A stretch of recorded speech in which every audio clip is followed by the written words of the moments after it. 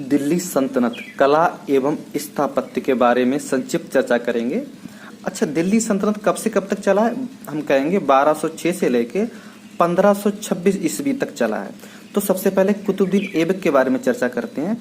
अजमेर में 2.5 दिन का झोपड़ा ये मस्जिद है, तो ये जो है ऐबक ने बनवाई है। ये मस्जिद जगह पर यहाँ पर एक कॉलेज हुआ करता था, ठीक, शिव मंदिर और कॉलेज हुआ करता था। इसने उस तोड़वा के यहाँ पर 2.5 दिन का झोपड़ा बनवा दिया, मतलब 2.5 दिन में तैयार करवा दिया उसने, तो इसलिए कहते हैं 2.5 दिन का झोपड़ा। ये दिल्ली में राय पिथौरा के निकट कुब्बाल उल इस्लाम मस्जिद, तो भारत की प्रथम मस्जिद यही है, कुब्बाल में कुब्बात उल इस्लाम मस्जिद है ये। अच्छा, कुतुब मीनार में, दिल्ली में ही कुतुब मीनार का निर्माण कार्य शुरू कराया था इसने। किनकी याद में कराया था? कुतुबुद्दीन ऐबक की याद में इसने कराया था शुरू। अच्छा, इसे पूरा किसने किया था? तो इल्तुतमिश ने इसे पूरा करवाया था। फिर क्या हुआ? फिरोज शाह तुगलक के समय इसकी चौथी मंजिल क्या होती, क्षतिग्रस्त हो गई, चौथी वाली। तो फिरोज शाह तुगलक ने क्या किया था? चौथी मंजिल को अपडेट किया और चौथी और पांचवी बनवा दी। तो इसमें 3 शासक के नाम इंपॉर्टेंट रखना, ऐबक शुरू की, पूरा इल्तुतमिश ने, बाद में अपडेट किसने की लास्ट में? तो कह सकते हैं फिरोज ने, फिरोज शाह तुगलक, वही फिरोज, समझ जाना, इशारा को समझा करो। इल्तुतमिश ने सुल्तानगढ़ी, हौज ए समी ईदगाह, बदायूं की जामा मस्जिद, अतरकीन का दरवाजा, नागौर बनवाया था। तो इल्तुतमिश ने सुल्तानगढ़ी याद रखेंगे, बदायूं यूपी वाला बदायूं है, ठीक है, जामा मस्जिद 2 याद रखेंगे। Alauddin Khilji, very very important, कार्यकाल अलाउद्दीन खिलजी कब से कब तक है? हम कहेंगे 1296 से लेकर 1316 तक। ने अलाई दरवाजा इसने बना, वेरी वेरी इंपॉर्टेंट, अलाई दरवाजा। ये अलाई दरवाजा बना कब था, क्वेश्चन ये आता है। तो 1311 ईस्वी में बनकर तैयार हुआ था। अच्छा, निजामुद्दीन औलिया की दरगाह में, उस समय निजामुद्दीन जिंदा थे, क्योंकि निजामुद्दीन औलिया की डेथ हुई थी 1325 में, और अलाउद्दीन की डेथ कब हुई थी वो आप बताएंगे। में जमात एक खाना मस्जिद, मैं बता दे रहा हूँ, इनकी डेथ हुई थी 1316 में। निजामुद्दीन औलिया की दरगाह में जमात एक खाना मस्जिद, 1000 स्तून, हौज ए अलाई का निर्माण कराया। अब देखो इसमें इंपॉर्टेंट है, जमात एक खाना मस्जिद, 1000 स्तून, हौज ए अलाई, ये इंपॉर्टेंट। भारत में विशुद्ध इस्लामी शैली में निर्मित प्रथम मकबरा। अच्छा, विशुद्ध का मतलब होता है प्योर, शुद्ध, शुद्ध से भी शुद्ध। प्रथम मकबरा सुल्तान बलबन द्वारा दिल्ली में किला राय पिथौरा के समीप बनवाया गया स्वयं का मकबरा था। बलबन के मकबरे में सर्वप्रथम मेहराब का वास्तविक रूप दिखाई पड़ता है। अच्छा, मेहराब एक डिजाइन होती है, तो अगर कह देंगे कि जो मकबरा था शुद्ध रूप से बना था इस्लामी शैली में, तो हम कहेंगे ये बलबन का है। इसमें कौन सा डिजाइन है? मेहराब की डिजाइन है। हम बताएंगे बाद में मेहराब कैसा होता है, जब आएंगे तो बताएंगे, ठीक है। अच्छा, अलाउद्दीन खिलजी द्वारा निर्मित जमात ए खाना मस्जिद में बताया ना, ये मस्जिद इंपॉर्टेंट है, जमात ए खाना मस्जिद। ये मस्जिद पूर्णतः इस्लामी शैली में निर्मित प्रथम मस्जिद है।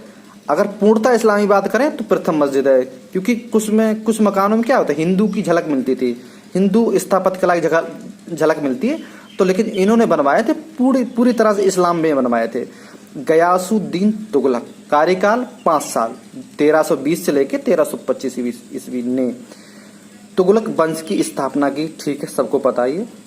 और उसने दिल्ली में एक नए नगर की स्थापना की। नए नगर मतलब 2 नगर पहले थे, तीसरा नगर बनवाया था, तो उस नगर का क्या नाम है? तुगलकाबाद। तो तुगलकाबाद किसने बनवाया था? Ghiyasuddin Tughlaq, very very important है बॉस, याद रखना। फिर है सिकंदर लोदी। सिकंदर लोदी कार्यकाल बहुत आता है, पिछली बार एक राजस्व लेखपाल में क्वेश्चन आया था सिकंदर लोदी का कार्यकाल। तो 1489 से लेके 1517 ईस्वी तक इसने क्या हुई थी, मोट की मस्जिद का निर्माण कराया था। अब मोट की मस्जिद याद रखेंगे किसने बनवाई थी? सिकंदर लोदी ने। ये गुलरूखी नाम से एक कविताएं भी लिखता था सिकंदर लोदी, हालांकि किसी कैंसर, गले में कैंसर हो गया था, इसकी डेथ हुई थी।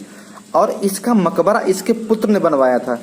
अब सिकंदर लोदी का मकबरा किसने बनवाया था? इसके पुत्र, और इसके पुत्र का नाम खुद सर्च करेंगे।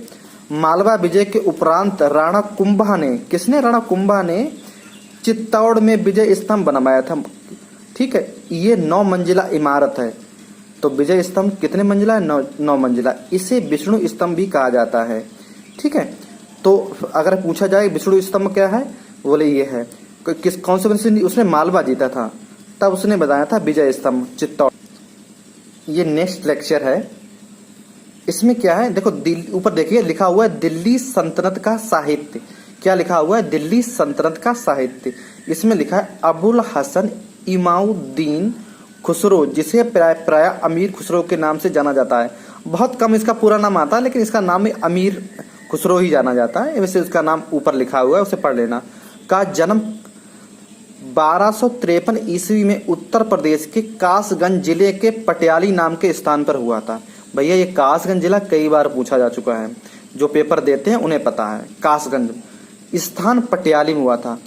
खुसरो ने स्वयं को तूती ए हिंद कहा था, या भारत का तोता कहा था। क्यों कहा था?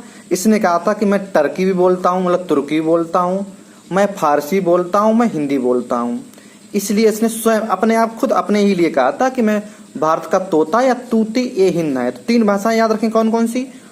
तुर्की, फारसी, हिंदी। ऐतिहासिक विषय को लेकर उसकी पहली जो रचना थी उसका नाम था किरान उस सादेन। क्योंकि ये क्या था? ये इतिहासकार भी था, एक कवि भी था, एक संगीतज्ञ भी था। इसमें 3 क्वालिटी थी। यहाँ एक क्वालिटी होना मुश्किल है, उससे 3 क्वालिटी थी। मतलब समझ रहे हैं आप कितना होशियार होगा उस समय, टैलेंट होगा इसमें। तो इसकी पहली रचना हो गई। अन्य रचना कौन सी है? मिफ्ताह उल फुतू तारीख ए दिल्ली, ये भी रचना इसकी। खजा इन उल फतू, इसे तारीख अलाई कहते हैं। आसिका नूह सिपहर तुगलकनामा, जो उन्होंने अंडरलाइन कर रखी है। तुगलकनामा तो एक बेसिक क्वेश्चन पूछा ही जाता है। आसिका नूह सिपहर, ये जो पूछे अंडरलाइन मैंने कर रखी है, जो पूछे जाते हैं, मतलब कॉमन चीज है तो पूछे ही जाएंगे।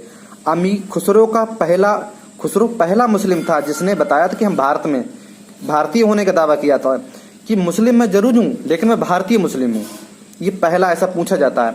एक नई काव्य शैली सबक ए हिंदी या हिंदुस्तानी शैली का जन्मदाता, याद रखें भैया इंपॉर्टेंट है। नई काव्य शैली सबक ए हिंदी या हिंदुस्तान शैली का जन्मदाता अमीर खुसरो को माना जाता है। उसने कहा था कि हिंदी शब्द फारसी से कम नहीं है। उसने कहा जो हिंदी शब्द है वो फारसी से कम नहीं है।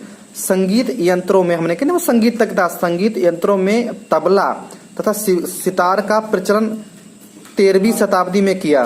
संगीत यंत्रों में तबला तथा सितार का प्रचलन 13वीं शताब्दी में किया।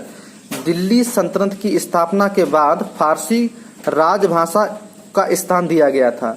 देखो दिल्ली सल्तनत वो कब से कब तक चली बता दूंगा। उसमें कौन सी राजभाषा थी तो फारसी। अब कौन सी राजभाषा है? वो हिंदी।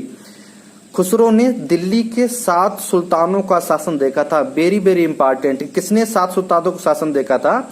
तो कहेंगे खुसरो। अच्छा सुल्तान कौन कौन से थे? तो बलबन शुरू हुआ है। बलबन 1, बलबन के बाद में कैकुबाद 2, जलालुद्दीन खिलजी 3, और फिर है जलालुद्दीन, फिर अलाउद्दीन 4, मुबारक खिलजी 5, फिर गयासुद्दीन तुगलक फिर 6, और मोहम्मद बिन तुगलक 7 सुल्तान हैं। ये 7 के जो पीसीएस वाले हैं वो 7 का नाम रखेंगे।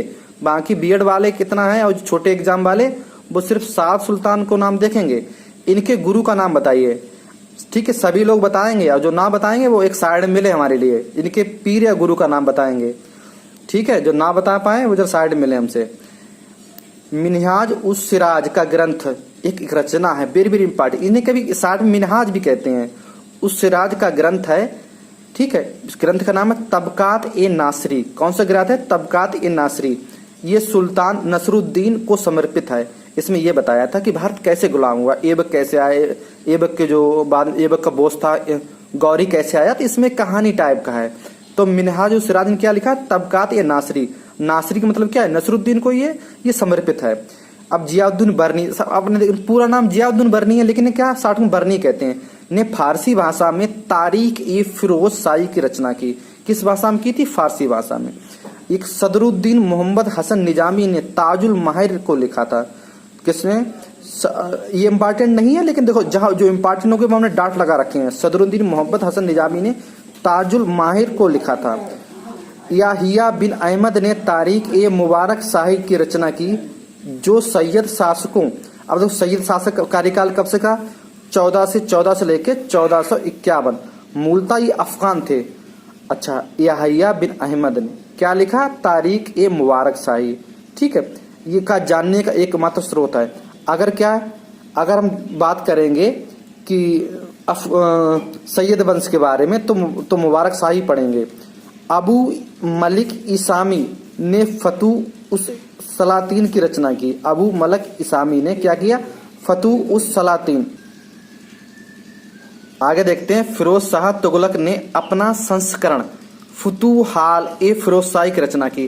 भाई ये संतुलन काल का प्रथम सुल्तान था जिसने अपना खुद लिखा था, संस्करण अपना खुद लिखा था, उसका नाम फुतूहाल ये फिरोज शाही। वेरी वेरी इंपॉर्टेंट, हमने डॉट लगा रखा है। अलबरूनी की पुस्तक का नाम बताएंगे। अलबरूनी की पुस्तक क्या नाम है? इब्न बतूता की पुस्तक का नाम है, मैं बता चुका हूँ। ठीक है, तो ये देखेंगे। सदरुद्दीन मोहम्मद, इसे कहते हैं ओफी, ने जवामित हिकायात की रचना की। तो यार सदरुद्दीन मोहम्मद ओफी ने क्या लिखा है? जवामिउल हिकायात। फिर आके देखेंगे बलक अल कवायाकी, कैसा कैसे नाम है, ये पढ़ में नहीं आते हैं, देख लेना भैया जरा। ये बैलक अल कवायाकी कुंजुल तिजार इसने लिखा था। अब्दुल वाहिद बिलग्राफी हकाइक ए हिंदी, ठीक है, ये देख लेना। फिर राणा कुंभा के साथ साथ, राणा कुंभा संगीत के साथ साथ, राणा कुंभा भाई नहीं विजय वाला, विजय स्तंभ वाला। राणा कुंभा संगीत के साथ साथ साहित्य एवं कला का भी पोषक था। उसने संगीत शास्त्र, संगीत शास्त्र इम्पॉर्टेंट है, पर संगीत मीमांसा, संगीत राज आदि ग्रंथों का रचना की। तो संगीत शास्त्र याद रखेंगे। और संगीत शास्त्र पर क्या? संगीत मीमांसा, संगीत राज पर आदि ग्रंथों की रचना की। ठीक है, धन्यवाद।